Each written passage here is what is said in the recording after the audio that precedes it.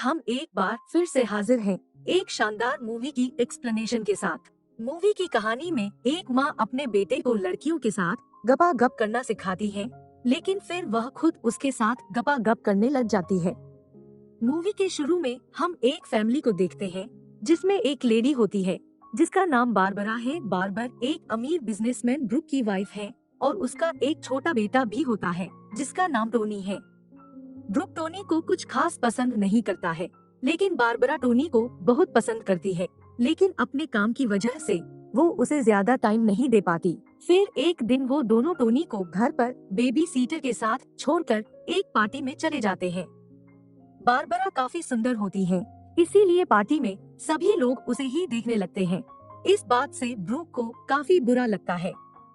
Dinner के समय Barbara Simon नाम की एक लेडी से पूछती है कि क्या वो $10 मिलियन के लिए इंसानी मीट खा सकती है, तो इस पर साइमन मना कर देती है।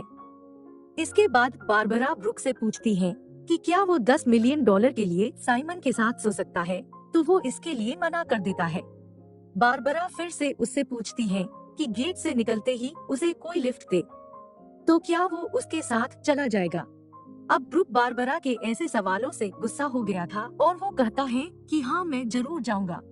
पार्टी खत्म होते ही बारबरा होटल से निकलती है और फिर वो एक अनजान आदमी के साथ उसकी कार में कहीं चली जाती है और बारबरा की इस करतूतों से ब्रुक काफी ज्यादा परेशान हो जाता है।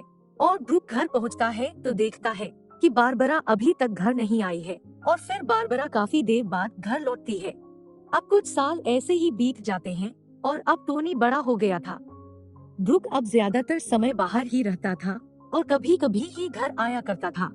दूसरी ओर टोनी ज्यादातर टाइम बारबरा के साथ ही रहता था और उसे अपनी माँ के साथ रहना बहुत पसंद था। कुछ दिनों बाद ब्रुक घर पर कुछ फ्रेंच मेहमानों को लेकर आता है और लंच के बाद बारबरा इन सबको टोनी से मिलवाती है। फिर बारबरा टोनी को फोर्स करती है कि वो एक फ्रेंच बुक सबको पढ़कर सुनाए, लेकिन टोनी नहीं पढ़ पाता क्योंकि उसे उतनी अच्छी फ्रेंच नहीं आती थी। बारबरा जब वापस जा रही होती है तब एक आदमी बारबरा की बॉडी की फ्रेंच में तारीफ करता है, लेकिन बारबरा को फ्रेंच आती थी और वो उस आदमी को काफी बुरा भला सुना देती है, जिसे गुस्सा होकर वो आदमी घर से जाने लगता है और ब्रुक भी उनके साथ घर से चला जाता है। बारबरा ब्रुक का पीछा उसके होटल तक करती है। बारबरा उसके कमरे में जाती है और उसे सेड्यूस करने की कोशिश करती है। पहले तो ब्रुक उसे रोकने की कोशिश करता है, लेकिन फिर दोनों जम के गपागप करते हैं। अगले दिन बारबरा ब्रुक को लेकर घर आ जाती है और वो देखती है कि टोनी के कमरे में कोई दूसरा लड़का सोया हुआ है और टोनी बाथरूम में नहा रहा है। ब्रुक को यह बात ठीक नहीं लगती है और वह टोनी को डांटता भी है, लेकिन बारबरा उसे कुछ भी नहीं कहती है। इसके बाद कुछ साल और बीत जाते हैं और टोनी अब जवान हो गया था। हम टोनी को उसके दोस्त जेक के साथ देखते हैं और वह दोनों यहाँ की लड़कियों को घूर रहे थे। ब्रुक और बारबरा भी यहाँ पर थे और ब्रुक टोनी को सलाह देता है कि इन लड़कियों पर ज्यादा भरोसा न करें, इनकी नजर हमेशा पैसे वाले लोगों पर ही होती है। अगले दिन टोनी को ब्लैंका नाम की लड़की नजर आती है और वह उसके साथ फ्लर्ट करने लगता है। ब्लैंका म्यूजिक ऑन करती है और वो तीनों डांस करने लगते हैं। अब हमें यहाँ पता चलता है कि टोनी बीच का है और वो लड़कों और लड़कियों दोनों की तरफ अट्रैक्ट होता है। वह अपने पेरेंट्स को ब्लैंका के बारे में बताता है और यह बात जानकर बारबरा काफी खुश होती है। बारबरा ब्लैंका को भी अपने साथ लॉन्ग ड्राइव पर इनवाइट करती है और फिर ये चारों एक बार में जाते हैं। फिर ब्रुक ब्लैंका को अपने अमीर ग्रैंडफादर की कहानियाँ सुनाता है और ब्लैंका भी ब्रुक की बातों को ध्यान से सुनती है। रात को यह लोग एक होटल में रुकते हैं और टोनी और ब्लैंका एक ही कमरे में सोते हैं और गपागप करते हैं, लेकिन टोनी इस चीज को ज्यादा एंजॉय नहीं करता है। कुछ दिन बाद हम बारबरा को एक एयरपोर्ट पर देखते हैं और वो वहाँ पर एक फ्लाइट की इंक्वायरी कर रही थी और उसे अचानक से ब्रुक और टोनी की गर्लफ्रेंड ब्लैंका दिखाई देते हैं। असल में ब्लैंका और ब्रुक के बीच अफेयर शुरू हो गया था और ब्लैंका बाप और बेटे दोनों के साथ गपागप करती थी। बारबरा को इस अफेयर के बारे में पहले से ही शक था, लेकिन आज उसका शक यकीन में बदल जाता है। फिर बारबरा ब्रुक के सामने जाती है और वो उसे और ब्लैंका को बुरा भला कहने लगती है और फिर लास्ट में ब्रुक ब्लैंका के साथ भाग जाता है। बारबरा रोते हुए एयरपोर्ट से बाहर निकलती है और एक अनजान टैक्सी ड्राइवर के साथ उसके घर जाकर उसके साथ संभोग करती है और फिर गपागप करने के बाद बारबरा अपने घर आ जाती है और वो देखती है कि उसका बेटा टोनी अपने दोस्त जेक के साथ गपागप कर रहा है। फिर बारबरा उस पर बहुत गुस्सा करती है और उसे बताती है कि उसके फादर ब्लैंका के साथ भाग गए हैं। फिर बारबरा अपना मन बहलाने के लिए सेम नाम के लड़के को घर पर बुलाती है, जो बारबरा से बातें कर उसका मन बहलाता है। टोनी बारबरा को बताता है कि वो उसके पिता से नफरत नहीं करता है और वह उसके फादर को वापस बुलाने के लिए एक लेटर लिख रहा है। लेकिन बारबरा ब्रुक को अपनी जिंदगी से निकाल चुकी थी। सेम टोनी से बात करता है और उसे पता चलता है कि टोनी भी उसी की तरह गे है। इसके बाद सेम टोनी और बारबरा दोनों के साथ गपागप करने लगता है। बारबरा को जब ये बात पता चलती है तो वह सेम को डांटती है और उसे कहती है कि तुम्हें ऐसा नहीं करना चाहिए। इस पर सेम कहता है कि टोनी अब बड़ा हो चुका है और वह अपनी लाइफ के फैसले खुद ले सकता है। अब अगले दिन हम टोनी को देखते हैं, जो अपने दोस्त जैक के पास जाकर उसके साथ गपागप कर रहा होता है। यहाँ हमें ये भी पता चलता है कि धीरे धीरे टोनी की मेंटल कंडीशन बिगड़ रही है। फिर टोनी अपने फादर को लेटर देने के लिए उनके घर चला जाता है। वह अपने फादर के घर के बाहर जाकर लेटर को छुपाने की कोशिश करता है, तो ब्रुक उसे ऐसा करते हुए देख लेता है, लेकिन वह कुछ रिएक्ट नहीं करता। ब्लैंका भी देखती है कि टोनी उस लेटर को मिट्टी में दबाने की कोशिश कर रहा है।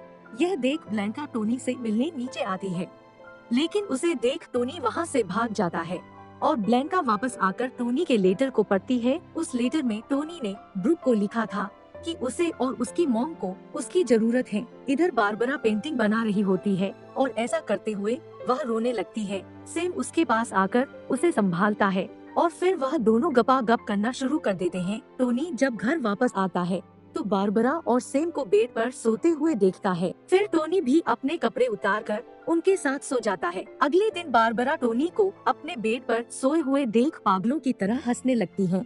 फिर सेम टोनी और बारबरा दोनों को किस करता है। फिर बाद में सेम को यहाँ से जाना पड़ता है। फिर सेम दोनों को गुड बाय बोलकर यहाँ से निकल जाता है। अब अकेले हो जाने के बाद बारबरा पागलों की तरह बिहेव करने लगती है और वह सुसाइड करने की भी कोशिश करती है, लेकिन टोनी बारबरा को सही वक्त पर हॉस्पिटल पहुंचा देता है और इसी कारण उसकी जान बच जाती है। फिर टोनी से ब्रुक की दोस्त साइमन आकर मिलती है। टोनी उससे पूछता है कि वह ब्रुक से मिली है, जिस पर साइमन उसे समझाती है कि तुम्हें ब्रुक को भूल जाना चाहिए। वह आदमी किसी से प्यार नहीं करता है और सभी उसकी नजरों में गिरे हुए हैं। अब फिर कुछ दिनों के बाद बारबरा ठीक हो जाती है और फिर वो टोनी के साथ डिनर करने जाती है। एक दिन जब बारबरा बाथरूम में नहा रही होती है, तब वो टोनी को आइसक्रीम लेकर बाथरूम में बुलाती है।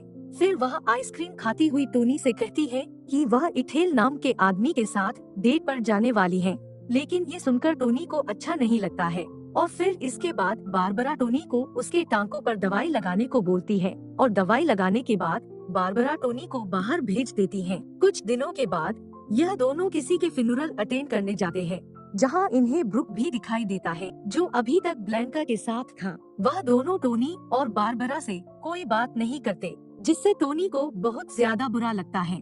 अब काफी दिन ऐसे ही बीत जाते हैं और बारबरा टोनी के साथ लंदन में शिफ्ट हो जाती है और वहाँ जाकर टोनी पूरी तरह से बदल जाता है और वहाँ पर वो एक गे को दोस्त भी बनाता है। यह बात बारबरा को बिल्कुल भी पसंद नहीं आती है। फिर बारबरा टोनी को लड़कियों में इंटरेस्ट दिलाने के लिए उसे सेड्यूस करने लगती है और वह उसके साथ गपागप करती है, लेकिन टोनी इन सबको जरा भी एंजॉय नहीं लेता है। अब धीरे धीरे टोनी की मेंटल कंडीशन बहुत ज्यादा खराब होने लगती है। फिर एक दिन टोनी और बारबरा के बीच कुछ बात को लेकर बहस होने लगती है और टोनी बारबरा के पेट में चाकू मार देता है, जिससे बारबरा की वहीं पर मौत हो जाती है। इसके बाद टोनी पुलिस और एम्बुलेंस दोनों को कॉल करता है। फिर वह नूडल्स बनाकर बारबरा की लाश के सामने ही खाने लगता है। पुलिस वहां आकर टोनी को इस हालत में देखकर समझ जाती है कि टोनी ने पागल होकर ही अपनी मां को मार दिया है। इसके बाद टोनी को अरेस्ट कर लिया जाता है। अगले सीन में हम ब्रुक को देखते हैं, जो बारबरा के फ्यूनरल के लिए लोगों को इनवाइट कर रहा था और उनके लिए लेटर लिख रहा था। एंड में हमें बताया जाता है कि टोनी को उसके क्राइम के लिए 8 सालों की सजा सुनाई गई और फिर 1 साल बाद ही उसने जेल के अंदर सुसाइड कर लिया और इसी प्रकार से इस मूवी का एंड हो जाता है।